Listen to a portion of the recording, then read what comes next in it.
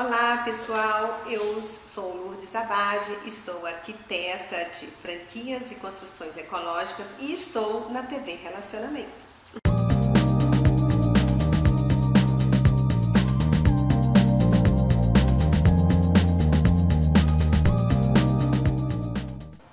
Olá internautas, iniciamos mais um programa Gestão Executiva e hoje nós temos aí a honra e o privilégio de bater um papo com o profissional de primeira linha, Paulo Kev. Muito obrigado pela tua presença aqui. Obrigado, meu Kev. Foi um prazer receber esse seu convite de bater um papo sobre questões empresariais, que no Brasil hoje acho que é a palavra do momento, né? Como ser um empresário no Brasil, porque está literalmente uma disputa, né, das questões empresariais e trabalhistas, né? Perfeito. Então nós temos que atualizar esses conceitos. Ô Paulo, eu queria que você falasse um pouquinho para os nossos internautas. Sim. A sua carreira profissional, né? Que nós batemos um papo lá, foi realmente muito enaltecedor e eu faço questão que você fale com suas palavras. É um prazer fazer uma breve retrospectiva, né, da minha atividade, principalmente empresarial, porque agora no papo ali do lado, né, nós estamos falando sobre o que a criança quer, né? Então eu vou pegar esse gancho, porque quando eu era criança, eu morava em Guaratinguetá, na base aérea de formação de especialistas sargentos da aeronáutica. Meu pai era instrutor lá, meu pai dava aula para formar os sargentos que iriam fazer as manutenções dos aviões. E eu brincava, eu brincava no meio daqueles aviões da Segunda Guerra Mundial.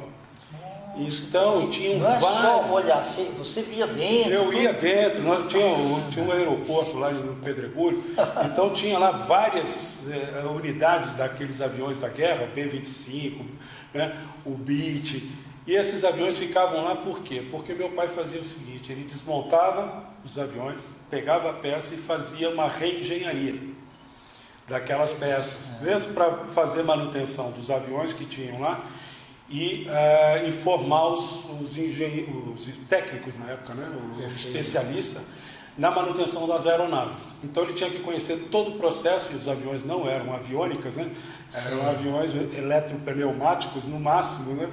Então era tudo eletromecânico ou literalmente pneumático. Então o que aconteceu? Eu passei a minha segunda infância nesse ambiente de escola, nesse ambiente de altíssima tecnologia, porque era, né, dali muita coisa foi para formar a Embraer com o Coronel Osiris Silva. Sim. Então nós brincávamos muito, saíamos ali de Guaratinguetá, íamos até o CTA em São José dos Campos e fazíamos essa interface. Então, dali, praticamente, saiu o conhecimento tecnológico das peças e dos mecanismos de aviões. Então, todas aquelas particularidades eram coisas muito avançadas, né? Naquela época, nós estamos falando de 60 até 69. Então, eu participei disso tudo. O que isso tem a ver com o meu presente hoje? Tem tudo a ver. Porque a escola de especialistas da aeronáutica era um ambiente militar e tecnológico. Perfeito.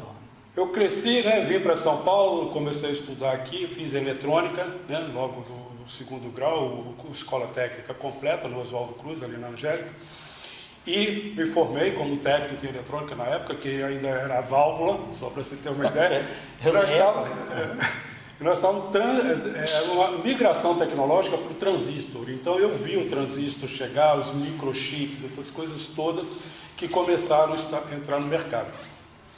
Rapidamente, dali, eu fui para o Instituto de Energia Atômica, que na época era o responsável por formar especialistas em eletrônica nuclear, ou a parte tecnológica nuclear, radiação, controle de radioisótopos e assim. E ali o projeto era de uma engenharia operacional em instrumentação eletrônica nuclear. Então eu peguei daquela mecânica grossa pneumática lá da aeronáutica e fui passando até chegar à parte de controles eletrônicos, porque o curso de especialização em instrumentação nuclear, que é a minha principal profissão, o que ela faz? Ela faz a aferição dos instrumentos de medição de controle de um reator nuclear. Então, o reator nuclear e todos os seus subsistemas, ela tem uma dezena, em alguns casos, algumas centenas de microdetectores de radiação, detectores de pressão, de temperatura.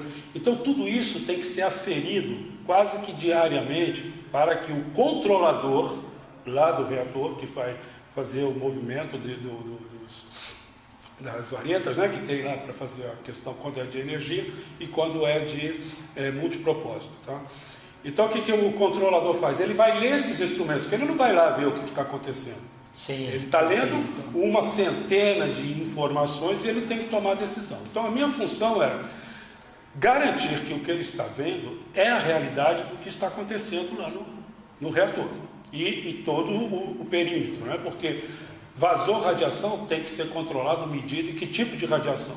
Porque tem uma dezena de isótopos, né? ou partículas diferenciadas. Então, a nossa função, né, dos colegas era essa, monitorar todo o ambiente do reator.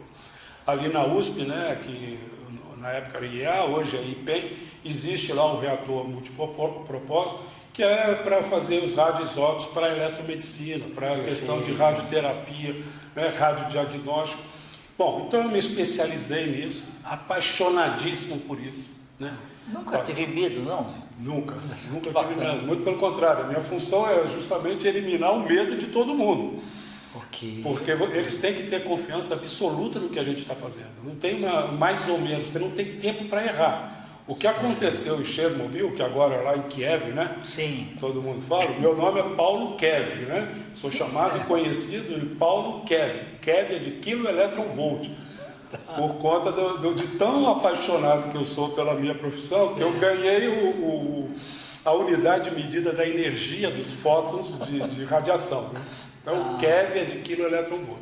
O que aconteceu em Chernobyl foi um erro vamos dizer assim, técnico, de experimentos fora do ambiente controlado pela pesquisa científica. Então, não se pode, vamos dizer assim, improvisar em momento algum. Então, acontecem acidentes desse tipo. Tá? Então, eu vou encurtar porque o assunto é muito entusiasmado e eu falo com muita emoção, porque cada vez que a gente relembra, a paixão volta e cresce. Então, foi feito esse curso para quê? Para ir para os reatores nucleares de geração de energia, Angra 1, Angra 2, né? já estava no curso, e nós iríamos para o Angra 3 e assim por diante. Só que nos 4 anos, 80, já estou falando isso na década de 80, o reator terceiro não saiu, parou o programa nuclear, então eu fiquei assim meio que sem um destino apropriado para a minha qualificação.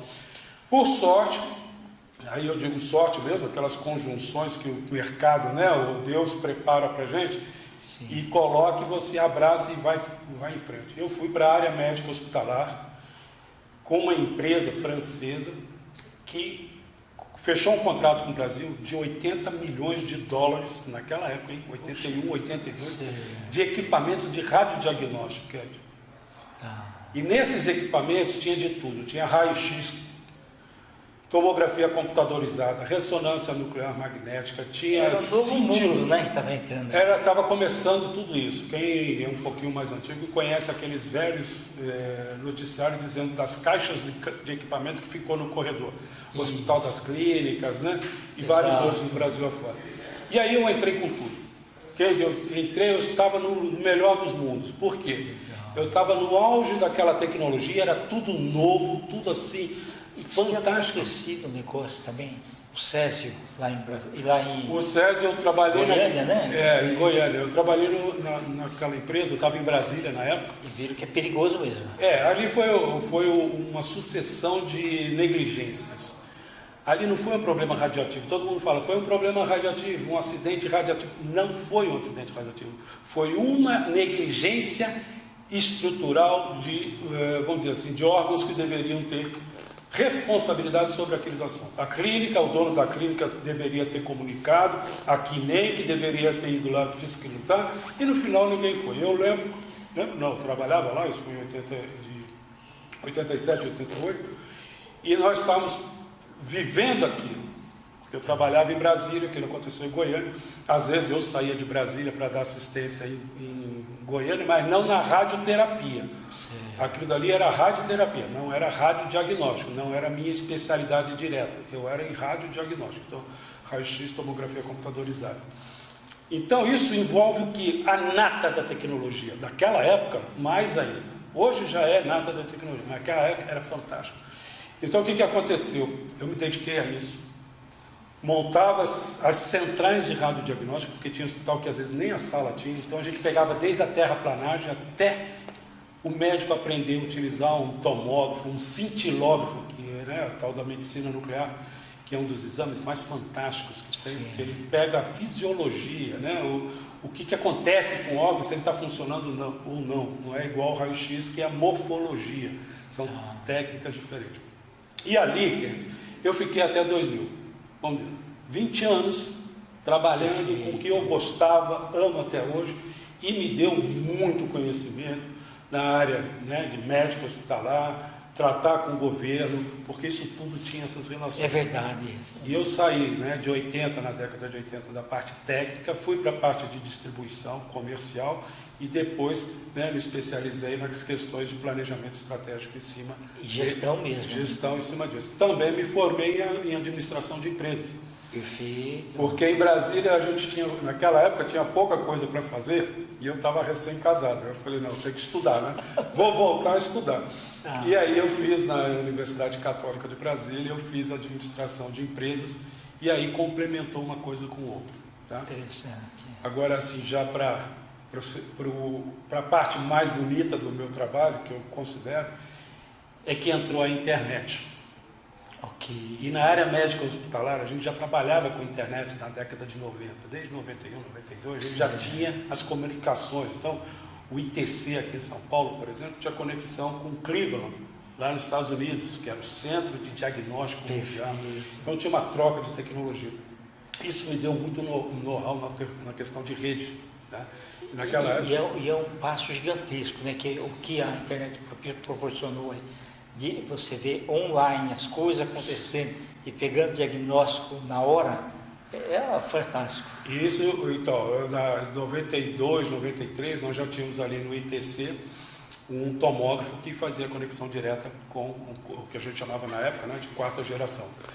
Então, esse diagnóstico centralizado era possível mesmo porque naquela época nem todos os médicos estavam, vamos dizer assim, capacitados a entender a imagem, né? Porque você via coisa de 1 milímetro, 2 milímetros de resolução, né? Fazia um corpo inteiro, né? Em 15, 20 segundos, né? Quer dizer, você entrava naquele túnel e ele fazia...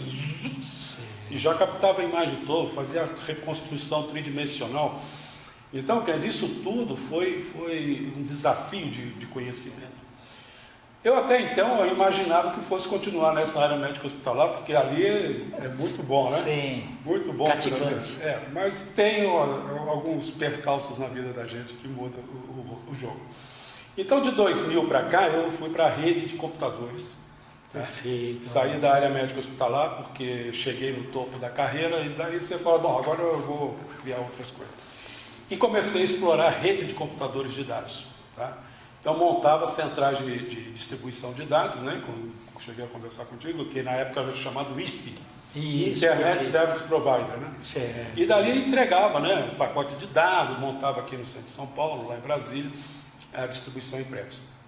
E aí, fechando o raciocínio, o que isso me deu de know-how, de capacidade de raciocínio? Primeiro, a parte de detecção de problemas. Não podia ter erro. Ou seja, perfeição total, tanto na área do reator nuclear como na área médica hospitalar. Qualquer coisa errada, o desastre seria, inevitável. Então você tinha que ser muito criterioso na detecção do problema, ou seja, no diagnóstico e na proposta de solução. Não poderia cometer erros. Na área de dados, a coisa que mais tem erro no mundo é a internet. Só que ninguém percebe isso. Sim. Só que há colisão de dados, perda de endereço e vai por aí afora. E eles têm um sistema, no controle da rede, tem sistemas de correção independente do fracasso na entrega do pacote. Perfeito. E aí ficou bom para mim. Bom, o que eu fiz com isso? Fechando agora, desculpe falar tão rápido, mas aqui é muita coisa. que eu fiz com isso? Eu criei e trabalho nos últimos 15 anos em cima de uma rede de energia 100% digital. Ou seja, 100% digital é 100% digital. Não tem que nem o telefone celular, né? Aquele antigo que você botava na orelha, ficava com a orelha quente, né? Virava um bife aqui. Então o que acontece? É igual o telefone celular. Não tem radiação o suficiente para esquentar nada, tá certo? A qualidade da ligação fica muito melhor, tá? E você não tem o AC no caso da energia. Então você não tem mais esse negócio de 60 Hz. Isso é coisa de 140 anos atrás, que Tesla bolou lá junto com aquele pessoal, disputou lá com o Edison, teve aquela briga toda, e no final das contas quem ganhou foi o corrente alternada, que está aí até hoje, e é a mesma tecnologia de 140 anos atrás. Aí eu entro e falo assim, não, acabou essa parafernália de coisa, 2007, 2008. E de lá para cá, é o que eu comentei contigo outro dia, né? Foi a saga do tempo necessário para chegar no que nós estamos hoje. Qual é o problema que está acontecendo na Rússia com a Ucrânia, atualizando? É tudo o controle da energia. Só que lá eles ainda estão falando em gás, carvão, petróleo do passado. Sim. Nós temos que falar para a energia digitalizada, toda ela digitalizada. Além dela ser limpa, né? Limpa, porque aí eu deixo para uma próxima pergunta, aí eu dou mais um passo. Então, a digitalização total do sistema energético brasileiro e mundial. A COP26, né, depois de eu bater muito lá, entrar em várias concorrências, colocar isso no Instituto Americano de Engenharia, no Instituto Europeu de Engenharia, eles chegaram à conclusão que se não mudar a matriz energética, não tem nenhum modelo de desenvolvimento que vá resolver a necessidade que nós precisamos, a manutenção da vida no planeta, seja pela questão ambiental, seja até mesmo pela questão alimentar, porque até foram lá buscar o insumo para a agricultura, né? Os fertilizantes, que agora vão ficar sem. E o fertilizante vem do quê? Vem do petróleo, vem do processamento alternativo de substratos de energia também, fósseis, né? Ou energia primária. Exato. Então eu fecho essa introdução, sem querer ser exaustivo, mas o meu projeto nesses últimos 15 anos é exatamente sobre essa questão. Não há espaço para nenhuma coisa fora da energia digital. Então, apelidaram, criaram alguns plágios aí, meio que tentando fazer uma cópia, mas como diz, né, tudo que é cópia sai normalmente pela metade. Então, eu deixo aqui essa instigante, onde forma de repensar a nossa civilização, porque envolve tudo, e a Europa está dando o atestado que sem energia eficiente nós não chegaremos a lugar nenhum. Muito pelo contrário, vai acontecer o que está acontecendo lá. Uma disputa, às vezes, até bélica e triste. E nós não podemos deixar isso acontecer. Perfeito. Ô Paulo, realmente a gente fica impressionado aí, tá, com toda essa gama de conhecimentos que se foi adquirindo, né, e esse processo fez com que você se tornasse aí esse grande profissional. Tá? Eu quero que você volte outras vezes, porque sempre tem muita coisa aí para a gente debater. Né? E eu queria que você deixasse aí teus contatos. Então, eu estou com um trabalho que, quando se fala de energia, você tem necessariamente que passar perto da política. Então, hoje eu tenho no YouTube um grupo, um canal chamado Núcleo Sinergético. Tá? Esse núcleo sinergético é uma tentativa, né? um trabalho de congregar pessoas que já tenham essa inquietação por esse novo modelo de rede energética. Então, o tema seria Sinergética Smart Grid. Então, lá tem em torno de mais ou menos uns 45 a 50 vídeos, tá? Que falam de palestras, são debates com terceiros, são palestras dentro da ANEEL, foram várias, 2010, 11, 12, até 15, 16. Tem palestras e debates dentro do Senado Federal com o ministro em 2013. Depois tem outras apresentações dentro do Sindicato de Engenheiros. Então, esses vídeos foram feitos exatamente para economizar o nosso tempo de falar, porque é tanta coisa que não dá para falar de uma vez. E é um processo de aculturamento. Foi como você sair de uma situação e ir para outra. Então, o meu principal contato, e aí tem a versão política expressa, que é o paulokev43@gmail.com, que esse 43 é isso mesmo, do Partido Verde, do qual eu sou candidato, pré-candidato no momento, né, pleiteando a deputado federal, porque há uma necessidade muito grande de interagir com o Estado. O ano passado eu terminei na Fundação Getúlio Vargas, né, uma pós-graduação, mestrado estrito sensu, em políticas públicas e governo. Quer dizer, eu dediquei toda a minha vida, desses últimos 15 anos, só a cuidar do projeto. Toda a parte empresarial ficou em segundo plano. Agora, depois da COP26, que sacramentou que sem uma nova rede não vai, então o meu contato em e-mail seria esse. O telefone de Brasília, né, um WhatsApp, 619-8185-1087. Né? Então tem o WhatsApp, estou sempre à disposição. Estamos convidando, né, os engenheiros de todas as especialidades a criar uma frente de engenharia por uma nova matriz energética, que envolve a mudança desde a parte física da rede, sem criar problema para as indústrias atuais. Exatamente. Tá? Porque toda migração, como eu vi lá na escola da aeronáutica, toda migração tecnológica não pode obsoletar o anterior. Exato. Porque na hora que você tira uma indústria, você acaba com aquela inteligência industrial que só se consegue no trabalho. Então nós vamos mudar tudo sem, vamos dizer assim, alterar a base industrial. Só muda o design dos equipamentos. E com isso a gente pode fazer uma migração paulatina e bem segura para todas as profissões. Então os engenheiros de primeira mão, administradores, estão convidados a mandar um e-mail. A gente vai fazer, vou retomar agora, né? Porque hoje é o primeiro dia depois do carnaval, começa efetivamente o ano. Então eu pretendo criar esse grupo e daí a gente fazer frentes industriais e serviços o mais rápido possível. Perfeito. Paulo, o programa Gestão Executiva está sempre à sua disposição aí. Será um prazer e eu estou à sua disposição também, Kevin. Ok. Internautas, com os agradecimentos então a esse fantástico profissional Paulo Kevin, nós finalizamos mais um Gestão Executiva. Um grande abraço e até a próxima.